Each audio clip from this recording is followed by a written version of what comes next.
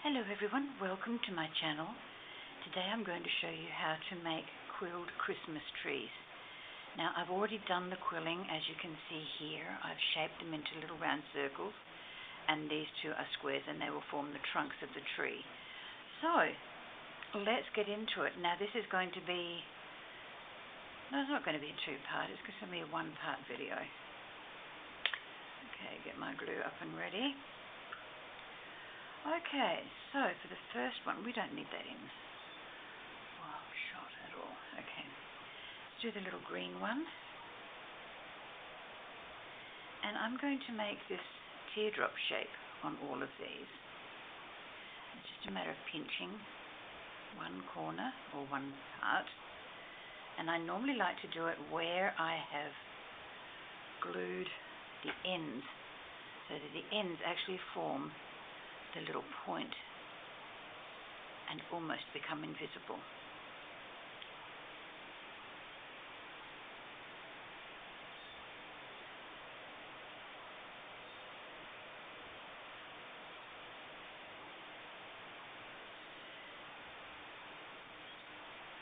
Now, since I was given that beautiful box of quilling papers and patterns, I've done very little else but quill, and I'm absolutely loving it.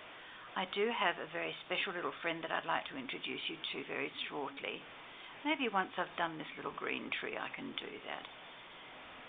He's one of my 3D creations, and I absolutely love him. Absolutely. There's a new word for you. It's definitely not correct, but it will suffice for now. The word I was trying to use was absolutely, which I really shouldn't have muffed, because it is just one of my favorite words. You know, anybody does something, you know, that I think is really cool, and I say, oh, absolutely cool. Or if I'm agreeing with somebody, oh, absolutely. So it can be used in many, many ways, but not absolutely. Oh my goodness me. What was I thinking? Okay, now we move those out of the way. I'm going to construct it up here because I need it to dry. And even with the humidity of the weather that I'm receiving at the moment, it will take a little while. Okay, so we need 4 down the bottom. I only need a little bit of glue on the side.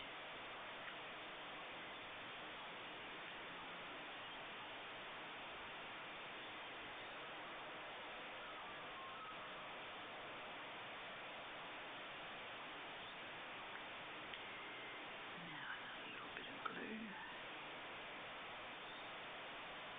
Not even all the way down to the bottom, just a little bit on the curved part here.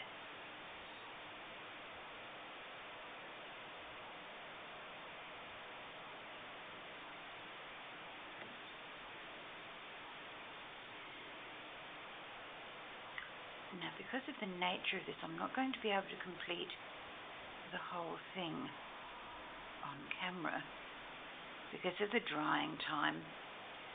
So my apologies for that. It's just going to have to be what it is, but you will see finished articles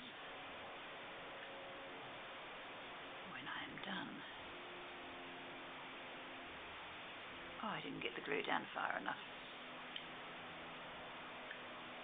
Got that down far enough though, didn't I? I opened my tweezers, which was a bit silly.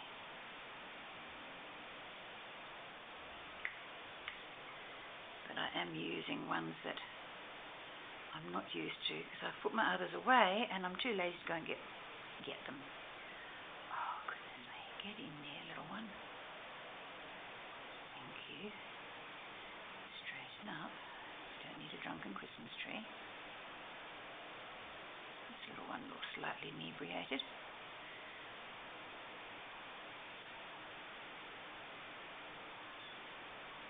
That'll have to do.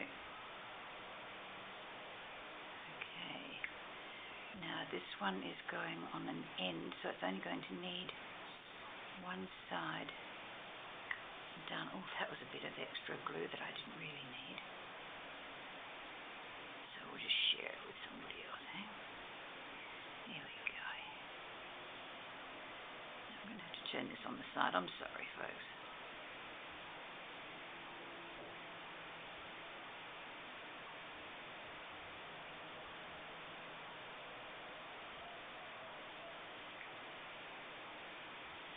Do need a little bit on the end to hold it in place on the very end.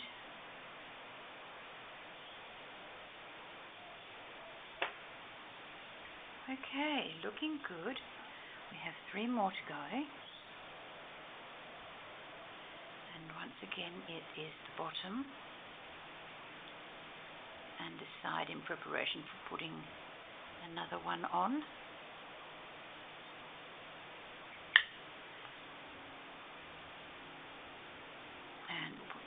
There.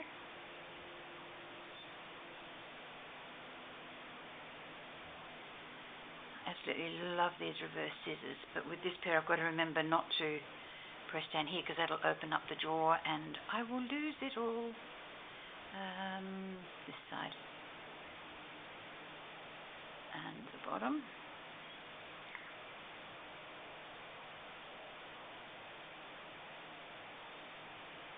These need to be glued fairly strongly because they've got to hold up on a Christmas tree. If I was making them for a card, it would be different. Okay, top one coming up. And that's just glued a little bit to the side, a little bit on the bottom and a little bit to that side. Not much on the side, because it's really not going to be touching anything except these other 2 portions here. Okay. I did build that one a little bit crookedly on the sheet, but never mind, it will straighten out in the end. Okay, now for the trunk. My squares don't actually turn out to be very square, I'm afraid. So I choose the smallest side that I can find to add to the tree. And as you can see, very generous with the glue.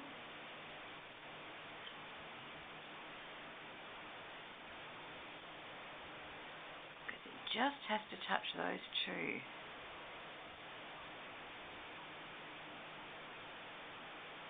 Now when this is completely dry, I'll go over it with some water glue and that will give it stability and a little bit of shine.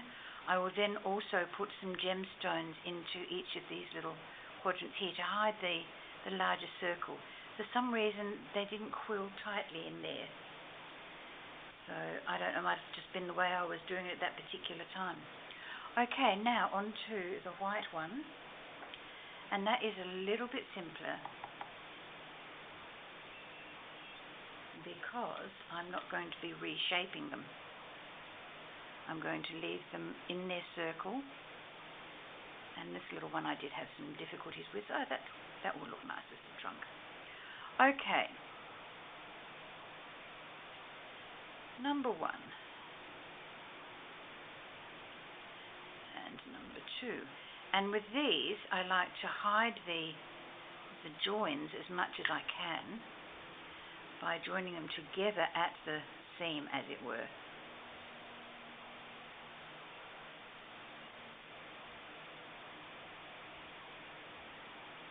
Now I'm hoping to get this video done before the real estate agent gets here. I've got an inspection coming in because I rent. Every 3 months I have an inspection, so I've got to have the place fairly tidy. I've got most of it done. There's just my dining room table, which is always a clutter with craft things. That's because every time I finish a project, I don't put things away. I will admit to that quite freely. I am getting better, but it still happens that I don't tidy up after myself. It's not a New Year's resolution, but it's just something I hope to train myself to be a little better in it.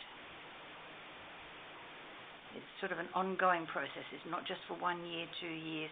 It's a permanent thing, so I really do have to try hard. Now this one is going to be all the way across the bottom because it's going on the end.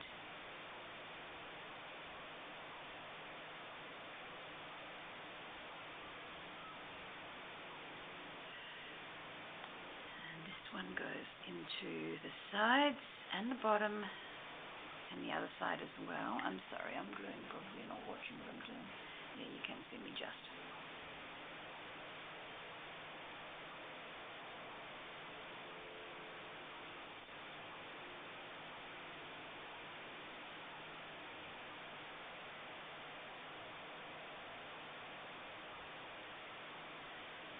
Okey-doke.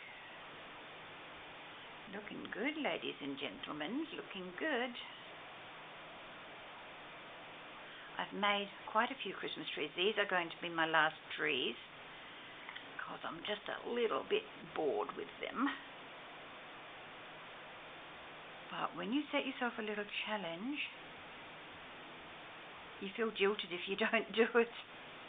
You know, if you ever do that, set yourself a little thing to do, and then if you don't complete it, you don't feel good about it.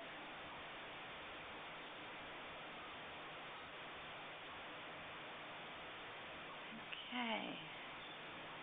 Toys are a little bit close to the seam. Oh, it's just a misshapen piece. I wasn't too far close to the seam at all.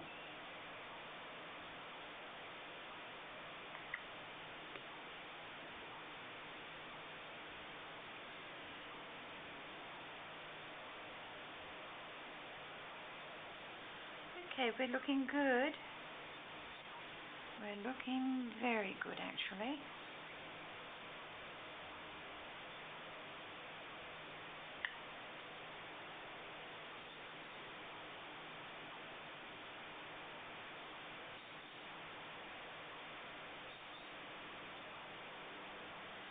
That'd be right. Mucked it up. Not completely, so that's okay. Alrighty. I do have a fine tip glue container, as you know, but I had a little bit of trouble with the nib yesterday, and I actually banged it down with my pin, and the whole needle went down into the glue. So I had to do some minor surgery on it. That one across the bottom. Once again, heavily glued.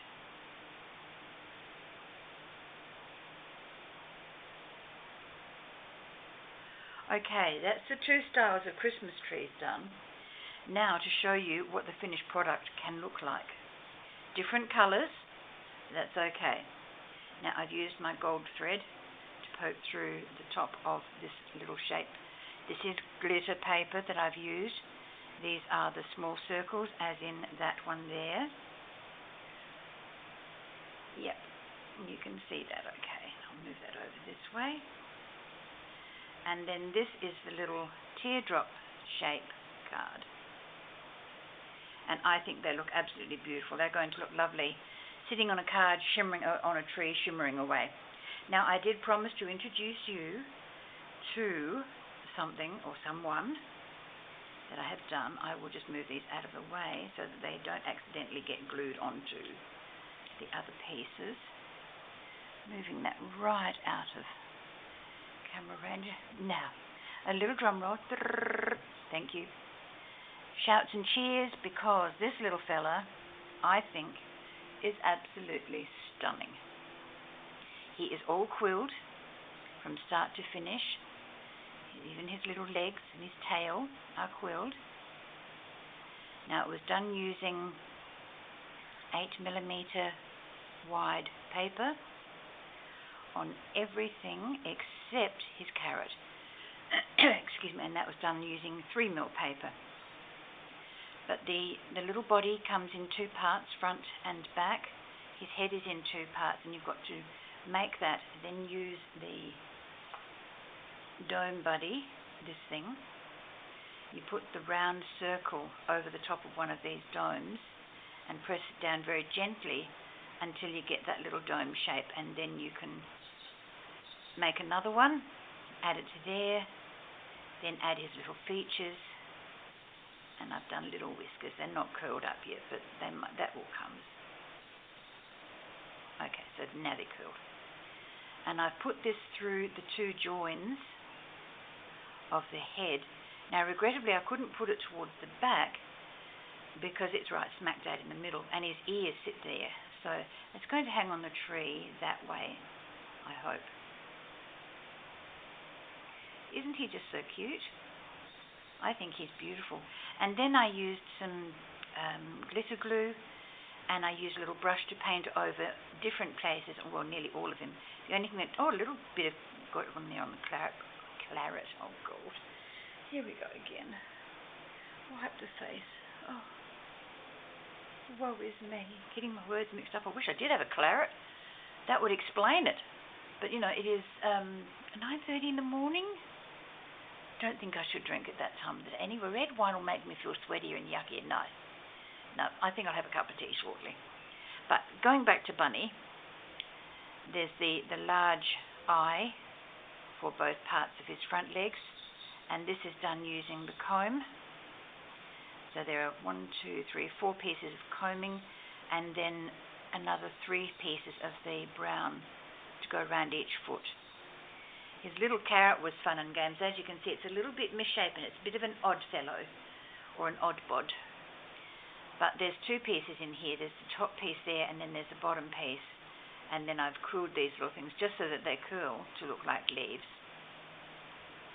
And his little tail is done using fringing. Now, fringing is where you very finely cut a piece of paper. Now, do I have something scrapped that I can use? Says she normally, who has lots of scrap around. Head for the bins, that'll do. That will do.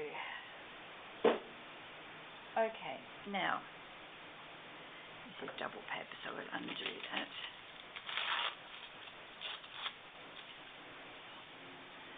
Alright, now, fringing. Little side lesson on what we were originally having. Is when you literally cut along the paper's edge. I wonder what was knocking at my hand on the table. Now, you're probably not seeing any benefit from this at the moment, but just give me a chance here to cut all the way along. I do have a fringing tool, which is a little thing you put through, and you put your paper through it, and then you thump like crazy and get the little shape or the little quilling pieces done. Now, I'm just going to cut this down. Not very straight, I know. Oh, come over here, you. And then I'm going to use my electric tool. It's a little bit more difficult, but because I can't control where the paper's going, because this thing zips up so quickly. Okay, so you leave it in a tight coil, glue the little tip, and like you saw, don't need much glue, just a little bit to spread around and to hold that bit down. Don't glue the top though. If you glue up here, you're going to lose the fringing. Okay, just pop that down there for a minute. I know you lost it on the table, right? Okay, now to get that little look there, and keep in mind this is a lot less paper But then you need to just pull those little fringe and those little cut pieces down, flick it with your nail, and then turn around and do the same thing all the way around. These make absolutely wonderful centers to flowers. They make tails, as you saw. You could make a floating vase or a floating bowl, or it looks like a floating bowl, with lots of these in the center because they make very, very pretty flowers. If you put a yellow piece right in the middle, and then you colored maybe bright pink or blue or lavender, whatever color your favorite flower is, put that around the outside and do about 4. Do one of the yellow, and I'm saying one being 30 centimeters long. If you do one piece of yellow and then the rest of it your other color, you'll get the yellow center and then you won't have to worry about stamens. So it does save you a little bit of effort. And you just keep teasing until you're happy with that. I'm going to leave that where it is. I'll get my fingers out of the way and I'll just hold it here with the tweezer. Now just imagine that being a yellow center and a colored edge. It will look absolutely stunning. And that's basically what I did with Bunny. Instead of using the yellow center, I used the brown and an apricot, a very, very pale apricot color. And I wrapped the two of them together and then cut them and then quilled them.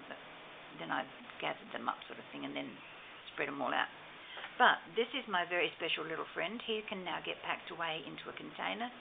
I can tidy up my kitchen table and put my quilling stuff down in the craft room. That would be a miracle, wouldn't it? Okay, thank you everyone very, very much for watching and for sticking with me. Please leave me a comment. I love to read them. I really, really do. Some of the things you tell me are just so wonderful. It brightens my whole day. So please, if you have half a minute, even if it's just a hello, how are you? I would love to hear from you. Thank you so very much, everyone. Live life to the fullest and enjoy. Bye-bye.